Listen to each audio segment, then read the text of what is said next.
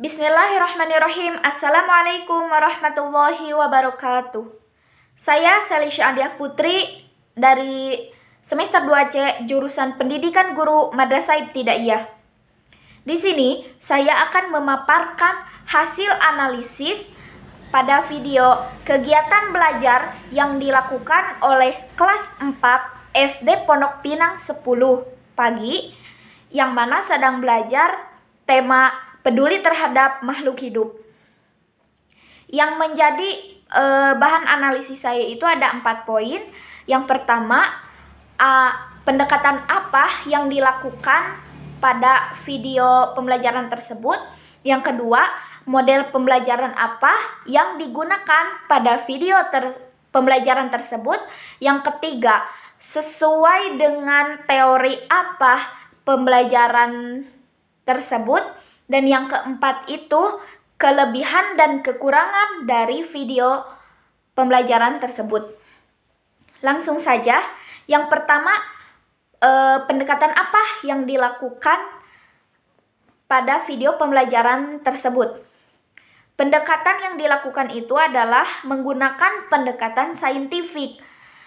Karena pendekatan saintifik itu menggunakan kaidah-kaidah keilmuan yang memuat serangkaian aktivitas pengumpulan data dengan cara meneliti, menanya, eksperimen, mengolah informasi atau data, kemudian mengkomunikasikannya atau mempresentasikan.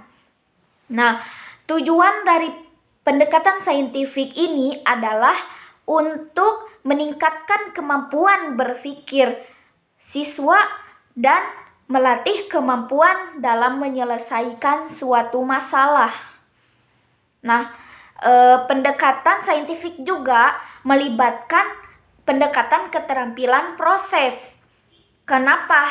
Karena di dalam pendekatan keterampilan proses juga terdapat tahapan-tahapan seperti mengamati, mengklasifikasikan, mengukur, meramalkan, menjelaskan, dan kemudian menyimpulkan.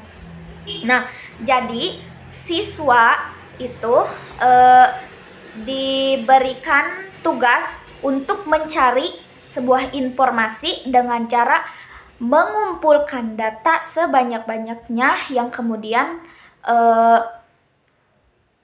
mengklasifikasikan lalu mengkomunikasikan. Seperti itu. Jadi pendekatan yang digunakan pada video pembelajaran tersebut yaitu menggunakan pendekatan saintifik sekaligus menggunakan pendekatan keterampilan proses. Lalu yang kedua, model pembelajaran apa yang digunakan pada video pembelajaran tersebut? Nah, model pembelajaran yang digunakan adalah pembelajaran learning cycle atau pembelajaran yang bersiklus, berfase.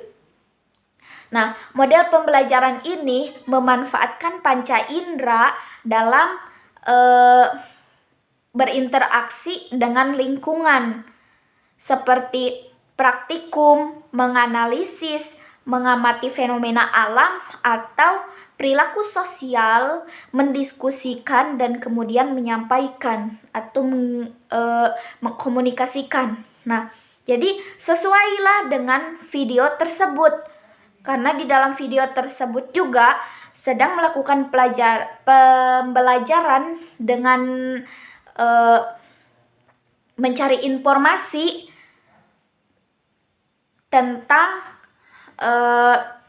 informasi tentang kesadaran warga sekolah, apakah sudah menjaga lingkungannya dengan baik atau belum. Dan untuk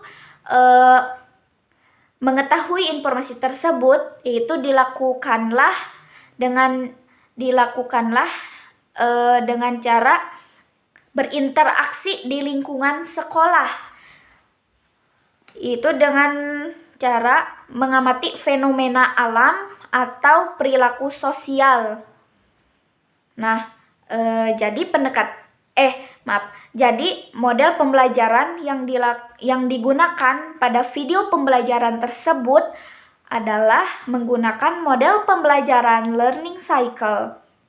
Lalu yang ketiga, itu teori belajar apa yang sesuai pada video pembelajaran tersebut. Nah, teori yang sesuai itu adalah teori belajar kognitif. Karena teori belajar kognitif itu berpusat pada proses belajar yang memaksa cara berpikir dengan kompleks dalam sistemnya. Dan teori belajar kognitif juga memiliki konsep pembahasan, yaitu pemahaman, pemrosesan data, analisis, imajinasi, berpikir, dan prediksi. Jadi sesuai dengan video pembelajaran tersebut, yaitu teori belajar kognitif. Lalu keempat, kelebihan dan kekurangan dari video pembelajaran tersebut. Kelebihannya adalah siswa diajarkan untuk berpikir kritis dan belajar mandiri dalam mencari informasi-informasi yang belum mereka ketahui dengan cara berinteraksi di lingkungan sekolah, kemudian mengamati, dan lain sebagainya. Jadi bukan hanya murid. Jadi murid itu bukan hanya duduk mendengarkan, tetapi juga aktif dalam pembelajaran. Dan guru itu adalah sebagai fasilitator dalam kegiatan pembelajaran tersebut. Lalu kekurangannya itu tidak dilakukannya kegiatan yang bisa menghilangkan kejenuhan gitu.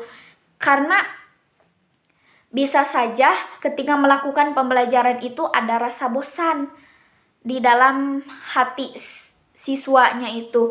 Jadi ice breaking untuk menghilangkan kebosanan itu perlu agar dapat menjaga kenyamanan dalam proses pembelajaran. Mungkin cukup sekian dari saya, kurang lebihnya mohon maaf.